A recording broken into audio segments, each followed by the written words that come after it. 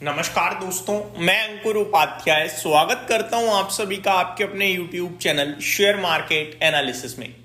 दोस्तों, शुरुआती बाजार के कारोबार को देखकर समझ में आ रहा होगा इन्वेस्टर्स को कि इस बार बजट में ज्यादा कुछ था नहीं, स्पेशली बिजनेसेस के लिए। इस बार बजट में केवल एक ही चीज थी, मिडिल क्लास, और कुछ था नहीं। और वो आपको अब मार्केट्स में देखने को मिल रहा है। दोस्तों, इस समय Nifty, Sensex, bank Nifty, mid cap index, small cap index सब चौतरफा गिर रहे हैं।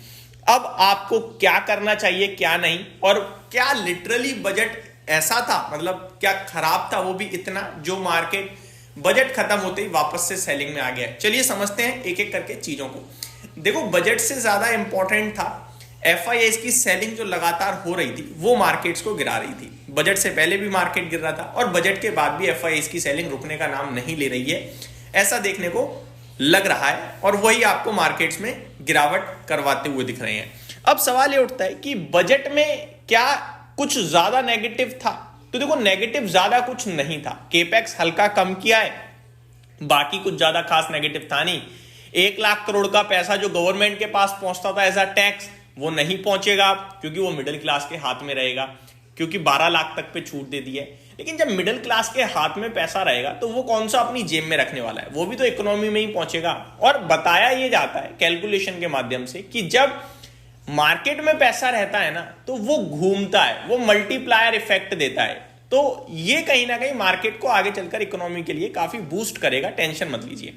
अब ये जो रिएक्शन है, ये रिएक्शन है एफआई कंटिन्यू बेसिस पे जो सेलिंग कर रहे हैं उसका, उससे ज्यादा कुछ भी नहीं। तो आप यहां पे इस गिरावट को बजट या किसी और चीज से रिलेट मत कीजिएगा। वन मोर थिंग, कल ट्रम्प साहब ने जो टैरिफ लगाए हैं वो थोड़े से अपने देश के लिए अगर आप कहोगे तो उतने नेगेटिव नहीं है, लेकिन इनडायरेक्टली थोड़े बहुत नेगेटिव अपने लिए हो सकते हैं, इनडायरेक्टली, डायरेक्टली तो नहीं। अब देखो, चाइना से, मैक्सिको से, कनाडा से जो चीज यूएस में पहुंच रही है वो महंगी हो गई है। तो अब यूएस या तो यूएस की कंपनीज के प्रोडक्ट खरीदना पसंद करेगा क्योंकि वो थोड़े सस्ते मिलेंगे उन्हें। देखो, एट द एंड तो आपको ये समझ में आ ही रहा है कि अगर कोई चीज पे सरकार, मान के चलो हम अभी जो भी कुछ भी ले रहे हैं, पेन का ही एग्जांपल दे देता हूं मैं, पेन खरीद रहे हैं, सरकार इस पे टैक्स बढ़ा दे तो पेन महंगा हो जाएगा। तो पेन खरीदने वाले तो हम लोग ही है ना, तो हमारी जेब से पैसा ज्यादा जाएगा। तो इसमें क्या हो रहा है, इन्फ्लेशन ही तो बढ़ रहा है। तो यूएस में इन्फ्लेशन बढ़ेगा अब, और यूएस में जब इन्फ्लेशन बढ़ेगा तो उनके लिए रेट कट करना इतना इजी नहीं होगा। तो यूएस में अगर पैसा जा रहा था, क्योंकि यूएस इकोनॉमी बहुत अच्छा कर रही है, तो अब शायद वहां भी थोड़ा बहुत पैसा रुकेगा, राइट। तो मेरे को लगता है ये चीजें आपके लिए लॉन्ग टर्म में ही ज्यादा बेटर से अंडरस्टैंड करेंगे। अभी इतनी जल्दी रिएक्शन देखकर सब खराब बोल देना सही नहीं है। अब आ जाता हूं स्टॉक्स लेवल पे। आज थोड़ा सा प्रॉब्लम ज्यादा है पोर्टफोलियो में, मुझे लगता है, क्योंकि 2% नीचे तो स्मॉल कैप इंडेक्स है, 1.5% नीचे मिड कैप है, 1% निफ्टी, 1% सेंसेक्स, और बैंक निफ्टी में भी करीब करीब 1% की ही गिरावट है। आपके लिए एफएमसीजी, ऑटो, फार्मा ये थोड़ा सा कम गिरे हैं। रीजन बीइंग वही, पैसा मिडिल क्लास के पास है, खाएगा पिएगा उड़ाएगा, तो एफएमसीजी शेयर्स थोड़े से ठीक ठीक दिख रहे हैं। आगे देखें दोस्तों, तो आज के टॉप गेनर की लिस्ट में एग्रो केमिकल स्टॉक्स दिख रहे हैं मेरे को। पीआई इंडस्ट्रीज 4.5% ऊपर है।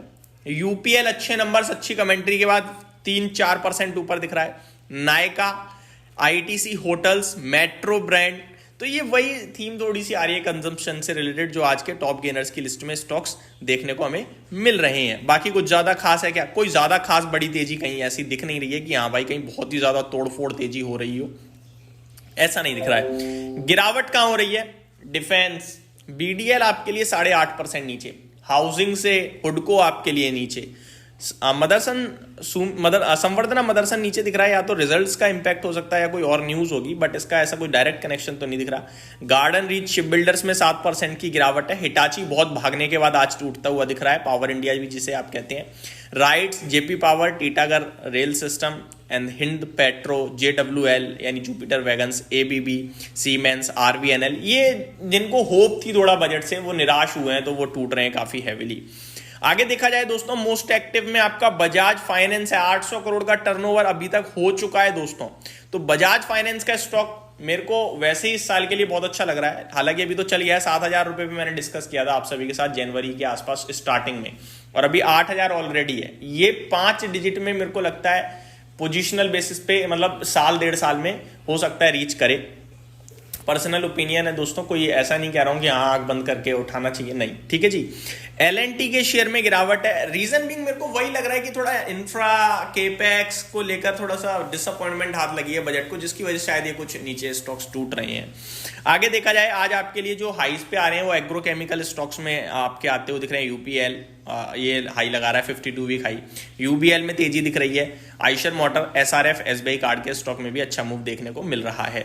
52 वीक लो भी लग रहे हैं दोस्तों, लाइक बीपीसीएल में, आरईसी में, जेएसडब्ल्यू एनर्जी में, राइट्स में, ये स्टॉक्स थोड़ा सा वीक परफॉर्म करते हुए दिख रहे हैं। निफ्टी पूरा बटा हुआ है इस समय, 13 स्टॉक्स पॉजिटिव है, टॉप गेनर आईटीसी होटल्स है, देन मारुति, आइशर मोटर्स, और टॉप लूजर की बात करें दोस्तों तो बीईएल 6% नीचे, बीपीसीएल, कोल इंडिया, ओएनजीसी, इंडाल्को में भी गिरावट देखने को मिल रही है, टाटा मोटर्स 700 के नीचे कंफर्टेबली ट्रेड कर रहा है, रिलायंस इंडस्ट्रीज में भी गिरावट है, तो सिप्ला भी आपके लिए टूटता हुआ दिख रहा है।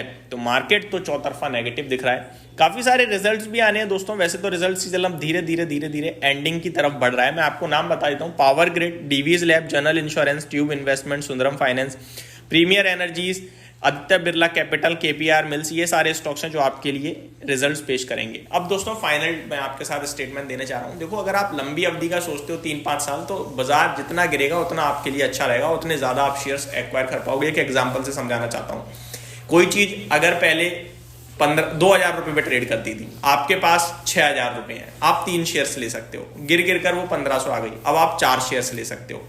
ये डिफरेंस बस समझ जाओ, और कुछ भी नहीं है। लंबी अवधि में अगर आपको बिजनेस पे भरोसा है, स्टॉक के प्राइस कीमत देखना कुछ भी, बिजनेस को देखना, बिजनेस पे भरोसा है और वैल्यूएशन उसके रीजनेबल है, देन आप उसको लोअर प्राइस पे अगर एक्यूमुलेट करते हो तो 3-5 साल में आपके लिए एक अच्छी वेल्थ बनने के चांसेस बनते हैं। सिंपल है, जितना ज्यादा डीप जाएगा स्टॉक नीचे की तरफ, उतना आपके लिए अपॉर्चुनिटीज और उतना ज्यादा आप खरीद पाओगे, और लंबी अवधि का विजन रख के पैसा बनता है मार्केट में, ऐसा मेरा मानना है, और ऐसा हुआ भी है पहले। अब बाकी पास्ट फ्यूचर सब डिफरेंट हो सकता है, लेकिन ऐसा तो है नहीं कि हमारी इकोनॉमी खत्म हो जाएगी पूरी, राइट। तो ये मेरी तरफ से आपके लिए अपडेट थी। Thank you so much for watching this video, have a great day guys.